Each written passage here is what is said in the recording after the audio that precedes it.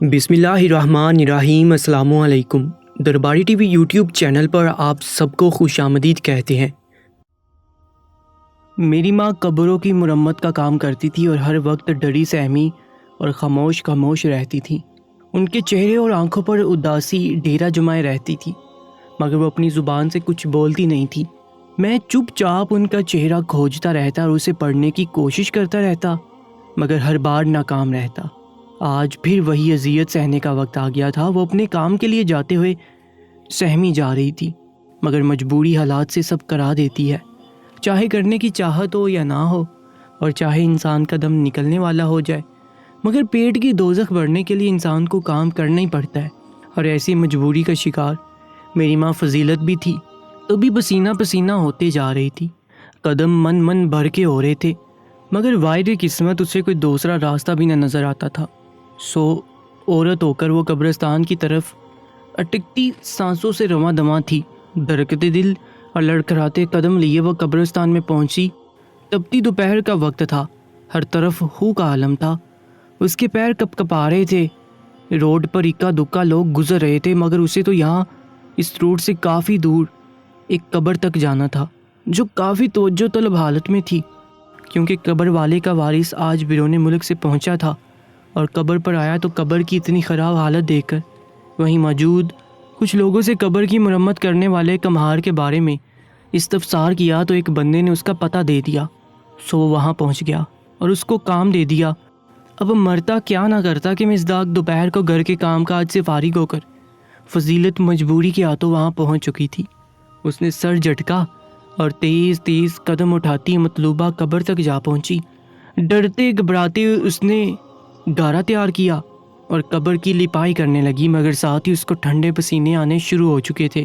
ساری قبر کو گارے سے نیا کرتے جب وہ پیروں تک پہنچی تو دل پکڑ کر رہ گئی، کیونکہ وہاں تو میرا نام فیضان ہے اور میں ایک چھوٹے سے شہر کا رہنے والا ہوں۔ میری 2 بہنیں اور ایک بھائی ہے جو 3 سال کا ہے۔ ہمارے ابا کا انتقال اس وقت ہوا جب وہ پیدا بھی نہ ہوا تھا۔ ہم بھی چھوٹے تھے اور ابھی کوئی آسرا نہ تھا۔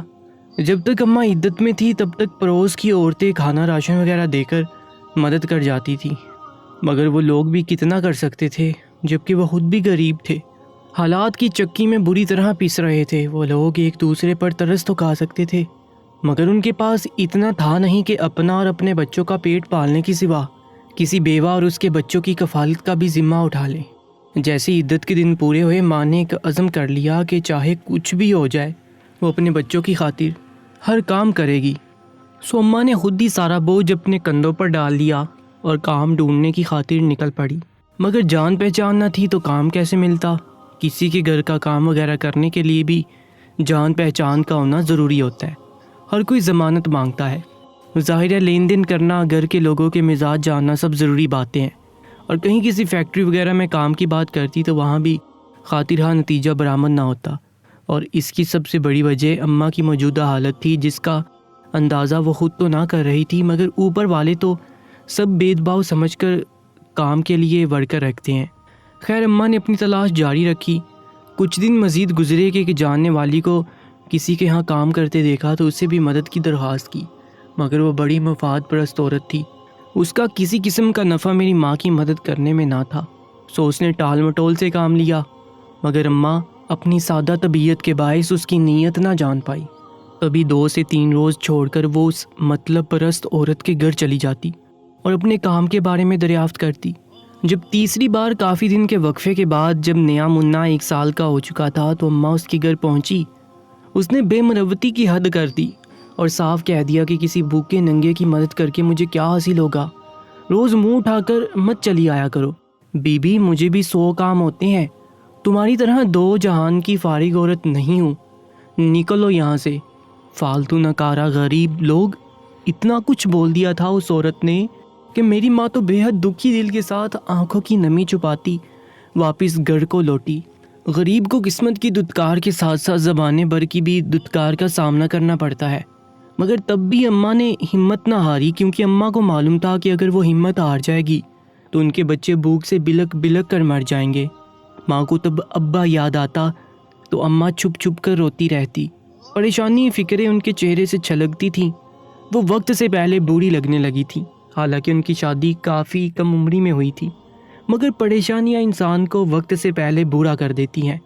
اب اماں نے یہ فیصلہ کیا کہ وہ خود ہی کام ڈھونڈ بھی لے گی اور بہتر کام مل بھی جائے گا، مگر کسی سنگ دل اور بے حس انسان کی مدد بالکل نہ کرے گی۔ اب ایک بار پھر نئے جذبے کے ساتھ اماں کام ڈھونڈنے نکلی اور خوب لگن سے ہر طرف رخ کیا اور بہت سستے داموں پر ہی کام لینے کو تیار تھی، مگر 1.5 ماہ مزید گزر گیا اور نتیجہ وہی 0 کا 0۔ تب مایوس ہو کر ایک دن اماں اسی قبرستان کی طرف چلتی جہاں ہمارے ابا گورکن کا کام کرتے تھے۔ خدا کی کرنی ایسی ہوئی کہ وہاں پہنچی تو وہاں پہلے سے ہی لوگوں کا ہجوم کھڑا تھا، سب کے سب پریشان تھے۔ ابا کے بعد اب وہ کس کا سہارا لے اور کس سے اپنا کام تسلی بخش طریقے سے کروائیں؟ کسی انجان بندے نے تو خاصی باری رقم مانگی اور کام بھی نخرے دکھا دکھا کر کرنا چاہ رہا تھا، کہہ رہا تھا کہ کام کروں گا مگر کسی ایک قبر کا، اس سے زیادہ نہیں ہو سکتا کیونکہ مجھے اور بھی 2-3 جگہ جانا ہوتا ہے۔ خیر یہ لوگ اس کے طریقے سے مطمئن نہیں ہو پا رہے تھے۔ تبھی اماں نے ساری بات جاننے کے بعد ان لوگوں سے درخواست کی کہ میں یہ کام کر دوں گی اور کسی کو شکایت کا موقع بھی نہ دوں گی، مگر مجھے کام کا معاوضہ خاصا معقول چاہیے کیونکہ بیوہ ہوں اور گھر کا بوجھ ڈھونے کے لیے میرے علاوہ کوئی ایک بھی سہارا نہیں ہے۔ اور ساتھ میں یہ بھی بتایا کہ چند ماہ پہلے تک جو گورکن یہاں کام کرتا رہا ہے اس کی بیوہ ہوں۔ تو لوگوں نے اماں پر یقین کیا اور اس کو اپنا کام اسی دن مکمل کرنے کی درخواست بھی کر ڈالی، کیونکہ ہر طرف بارشوں کا سلسلہ چل نکلا تھا اور ایسے میں کوئی بھی شخص اپنے پیارے کو یوں اکیلا نہیں کرنا چاہ رہا تھا۔ دراصل ہوا کچھ یوں کہ ایک روز پہلے ایک بے حد ذلیل انسان اپنی بینسوں کو لے کر قبرستان میں داخل ہو گیا تاکہ اس کو لمبا راستہ نہ طے کرنا پڑے۔ ایسے میں جانور تو عقل سے پیدل ہوتے ہیں، سو انہوں نے اس کے بچاتے بچاتے ہی 10-12 قبریں کچل ڈالیں، اور اب یہ لوگ اس کو سختی سے اس علاقے سے نہ گزرنے کی تنبیہ کرتے قبروں تک پہنچے تو وہاں کی حالت دیکھ کر ہی پریشان ہو گئے۔ خیر ماں کے حامی بڑھتے ہی وہ لوگ بھی عورت ذات کو مجبوری میں اکیلا چھوڑنے کی بجائے مدد کو تیار ہو گئے۔ 2 لوگ گھاڑا تیار کرنے لگے اور باقی سب قبروں کے پاس لا کر ماں کو تسلے میں گاڑا پکڑانے لگے، اور ماں جو کمہار کی ہی بیٹی تھی اور اپنے گھر کی لپائی بھی باپ سے سیکھ کر بڑے شوق سے کیا کرتی، اب اسی ہنر کو کام میں لانے لگی۔ تیزی سے ہاتھ چلاتی جاتی اور بڑی مہارت سے قبروں کو نیا کرتی جاتی، مگر تبھی آخری قبر پر لپائی کے لیے مٹی ڈال چکی تو مغرب کا وقت قریب ہونے کے باعث سبھی اپنے گھروں کو روانہ ہوئے تاکہ نماز سے پہلے ہی نہا دھو کر صاف ستھرے ہو سکے۔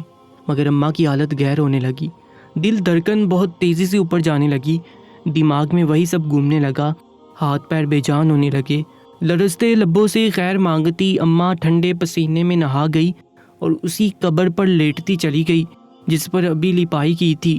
چند پل گزرے تھے کہ کسی کی اس طرف سے گزرتے اماں پر نظر پڑی۔ وہ کوئی انسانیت کی فکر کرنے والا فرشتہ ہی تھا کہ معاشرے کے بیشتر مردوں کی طرح نظر انداز کرنے کی بجائے اس نے اماں کو پکارا، مگر اماں کے جواب نہ دینے پر اس کو کندھوں سے پکڑ کر سیدھا کیا اور چہرہ تھپتھپانے لگا، مگر اب کسی قسم کی ہلچل محسوس نہ ہوئی تو اس نے ارد گرد والوں کو مدد کے لیے جمع کیا اور قریب ہی کے ایک گھر سے چارپائی مانگ کر اماں کو اس پر ڈالا، اور چند مرد وہ چارپائی اپنے کندھوں پر ڈالے گھر پہنچ گئے۔ اماں کو گھر میں لا کر ان لوگوں نے ڈاکٹر کو بھی بلا لیا تاکہ تسلی ہو سکے کہ کیا وجہ ہے اماں کی یوں بے جان ہو جانے کی۔ ہم بھی بچے تھے اور کچھ عرصہ پہلے باپ کی میت کو یوں ہی چارپائی پر گھر سے جاتا دیکھا، اور اس کے بعد ابا کبھی نہ لوٹ سکے، اور اماں بھی روتی رہتی اور کہتی کہ اتنے جلدی تمہارا باپ ہمیں چھوڑ گیا۔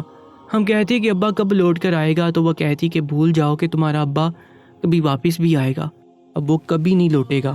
اب اماں کو اسی طرح 4 کندھوں پر سوار دیکھ کر بری طرح رونے لگے۔ تبھی ڈاکٹر بھی پہنچ گیا۔ اس نے اماں کا تفصیلی معائنہ کیا اور کہا کہ پریشانی کی بات نہیں ہے، یہ گہرے شوق میں ہے، ابھی اس کو زبردستی جگانے کی کوشش نہ کریں، کچھ دیر میں دماغ پرسکون ہوگا تو خود ہی جاگ جائیں گی۔ تب ایک نوجوان نے آگے بڑھ کر ہم سب کو تسلی دی اور بتایا اماں کو بہت زیادہ نیند آ رہی تھی، تبھی وہ سو رہی ہیں، ہم شور نہ کریں اور ایک طرف ہو کر بیٹھ جائیں تو ابھی اماں کی نیند پوری ہو جائے گی۔ ہم سب نے یہ سن کر فوراً چپ سادھ لی اور کونے میں پڑی چارپائی پر بیٹھ گئی۔ پھر وہی لڑکا سب کے ساتھ چلا گیا، مگر تھوڑی ہی دیر میں کھانا لیے دوبارہ سے گھر میں داخل ہوا اور خود اپنی نگرانی میں ہمیں کھانا کھلانے لگا اور چھوٹے کو بوتل میں دودھ ڈال کر پلانے لگا۔ جب سب نے سیر ہو کر کھانا کھا لیا تو وہ اماں کے لیے کھانا ڈانپ کر رکھنے لگا۔ اس کے بعد ہمیں دروازہ بند کرنے کی ہدایت دیتا وہ گھر سے نکلتا چلا گیا۔ جہاں برے اور بے حس انسان موجود ہیں وہاں پر اچھے اور نرم دل رکھنے والے انسان بھی موجود ہوتے ہیں۔ اب ہم کچھ دیر تو اماں کے جاگنے کا انتظار کرتے رہے، مگر پھر نیند نے زیادہ پریشان کیا تو لیٹتے چلے گئے اور نیند کی آغوش میں چلے گئے۔ صبح جاگے تو دیکھا کہ اماں تو جوں کی تو پڑی ہے، ابھی تک نہیں جاگی، تو پھر سے پریشانی ہو چلی تھی۔ کبھی وہی لڑکا پھر سے کھانا لے کر دروازے پر کھڑا پایا گیا، پھر دوپہر اور اس کے بعد شام کو ویسے ہی کھانا لے کر آتا رہا اور ہمیں ہمت اور حوصلے سے کام لینے کا بولتا رہا اور کچھ پیسے بھی مجھے دے گیا۔ اور اگلی صبح کچھ ہی دیر میں اماں اٹھ کر بیٹھ گئی۔ ہم سب نے سکھ کا سانس لیا، مگر اس کے بعد جب بھی اماں کام پر جاتی تو واپسی پر 4 کندھوں پر اٹھ کے گھر آتی۔ اماں نے بڑی بہن کو تھوڑا بہت کھانا بنانا سکھا دیا اور سختی سے تاکید کی کہ جب میں نہ اٹھوں تو وہی کھانا بنا لے۔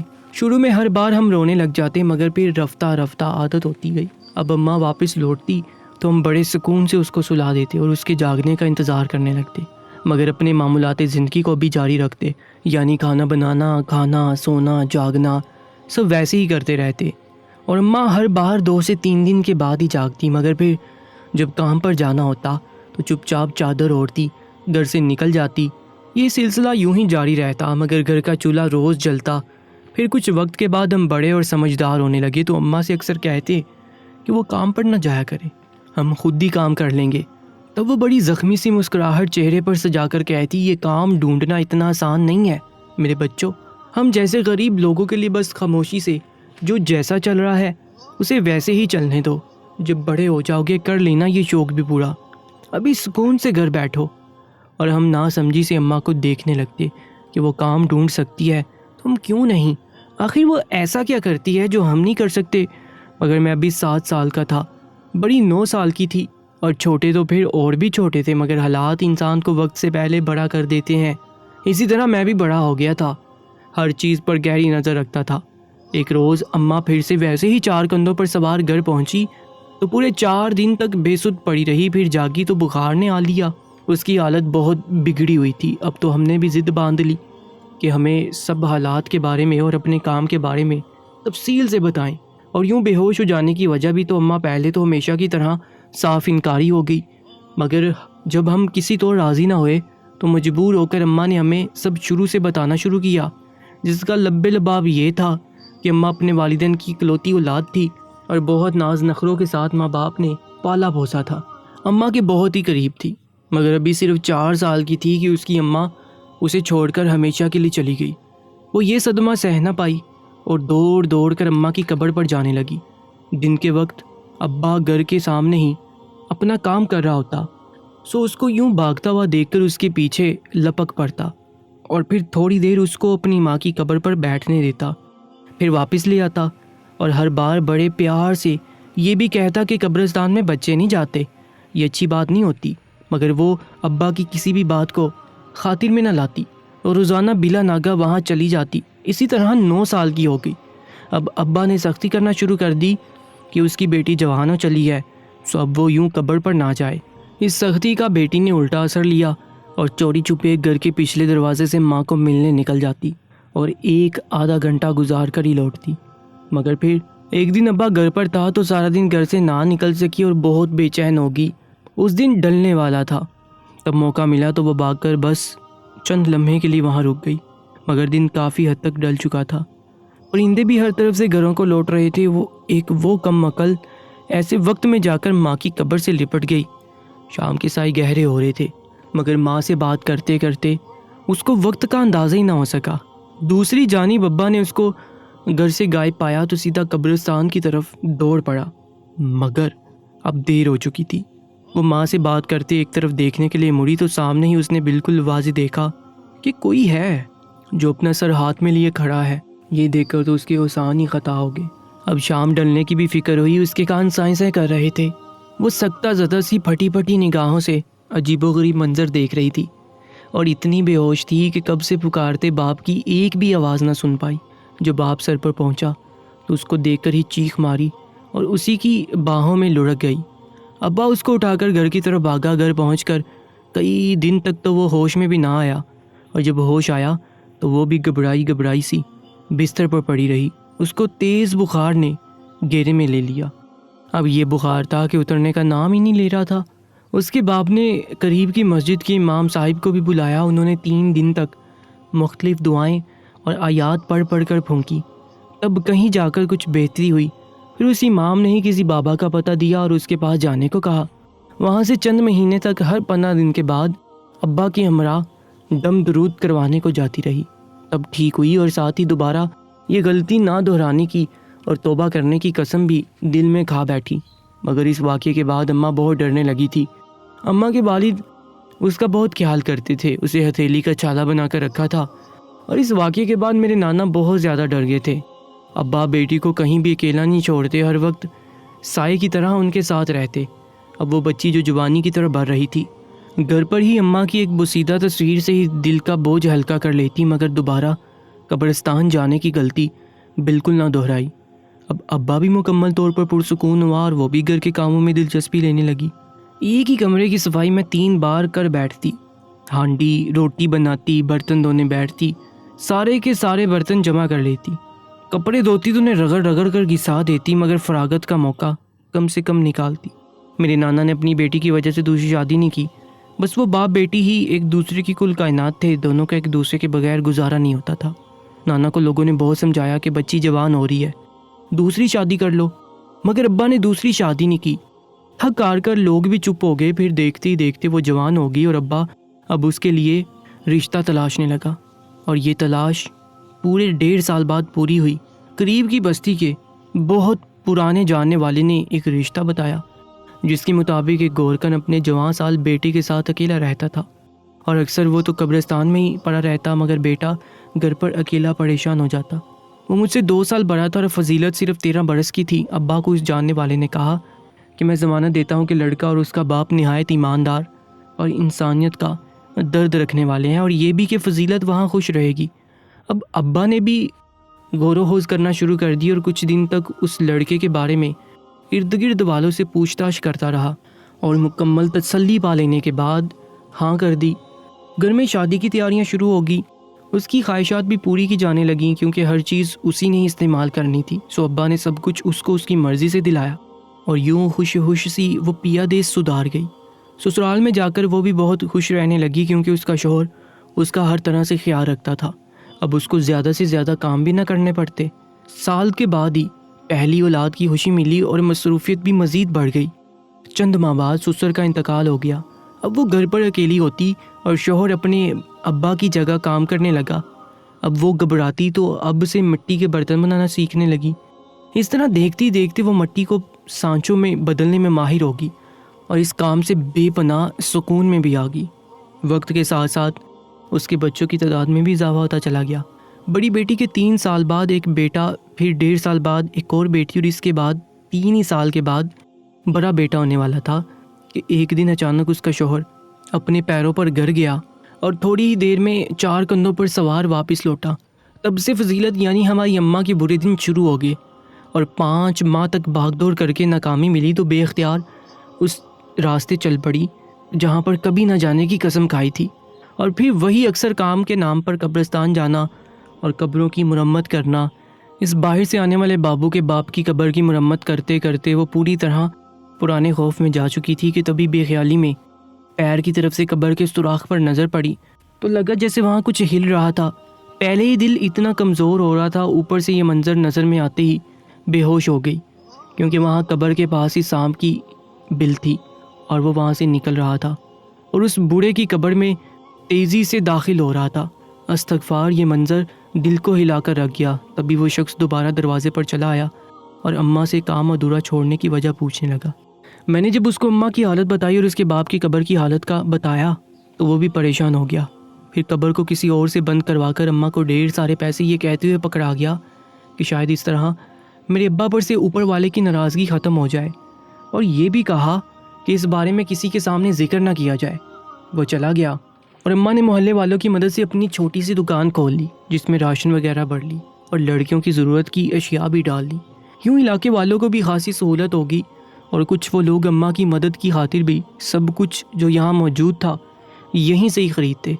اللہ تعالیٰ کی مدد سے اور لوگوں کے تعاون سے اماں کا کاروبار اچھا چلنے لگا۔ ہم سب بہن بھائی دل لگا کر کام کرتے، اس طرح اماں کو مشقت نہ کرنی پڑتی۔ بس اماں ایک کرسی پر بیٹھی رہتی تھی اور ہم سب اس طرح ساتھ ساتھ رہتے تھے۔ اماں کا پرانا کام چھوٹا تو اب اماں بھی خوشی اور مطمئن سے رہنے لگی تھی، ورنہ قبرستان جاتے ہوئے اماں کی حالت بھی بری ہوتی تھی، اور اماں کی ایسی حالت دیکھ کر ہم سب بہن بھائی سہم جاتے تھے، کیونکہ بچپن کا جو خوف اماں کے اندر بیٹھ گیا تھا وہ آسانی سے نہیں نکل سکتا تھا، بلکہ وقت کے ساتھ ساتھ بڑھتا ہی جا رہا تھا۔ انسان اپنی زندگی کے سارے واقعات بھول سکتا ہے، مگر بچپن میں جو باتیں اس کے ذہن نشین ہو جائیں اسے چاہ کر بھی وہ پیچھا نہیں چھڑا سکتا۔ اب میرا دل کرتا تھا اپنی ماں کے سارے دکھ درد بانٹ لوں۔ جب میری ماں تکلیف اذیت میں تھی تب میں چھوٹا تھا، ماں نے ہم کو کھلایا پلایا، اپنی حیثیت کے مطابق جو بن پڑا ہمارے لیے کیا۔ اماں بوڑھی ہو گئی تھی اور ہم جوان ہو رہے تھے، مگر ماں کی آنکھوں میں اب بھی خوف ڈر نظر آتا تھا، نیند میں بھی اکثر ڈر کر اٹھ جاتی تھی۔ ہم بہن بھائیوں سے جتنا ہوتا تھا ہم ماں کا دھیان بٹاتے، ان کے ساتھ زیادہ سے زیادہ وقت گزارتے۔ ماں باپ دونوں وہ ہستیاں ہیں جو اپنی اولاد کی خاطر ہر کام کر جاتی ہیں، ہر وہ چیز وہ کام انہیں کرنا پڑتا ہے جسے وہ ناپسند کرتے ہیں، مگر اپنی اولاد کو در در کی ٹھوکریں کھانے کے لیے تنہا نہیں چھوڑتے۔ ہمارا بھی فرض بنتا ہے اپنے والدین کا خیال رکھیں، ان کی فکر کریں، انہیں وہ عزت وہ مقام دیں جس کے وہ حقدار ہیں۔ اللہ تعالیٰ نے بھی والدین کی فرمانبرداری کا حکم دیا ہے۔ اس رب سے دعا ہے ہمیں اپنے سیدھے راستے پر چلنے کی توفیق دے۔ کمنٹ سیکشن میں آمین ضرور لکھیے گا۔ اپنا بہت زیادہ خیال رکھا کریں۔ اللہ نگہبان۔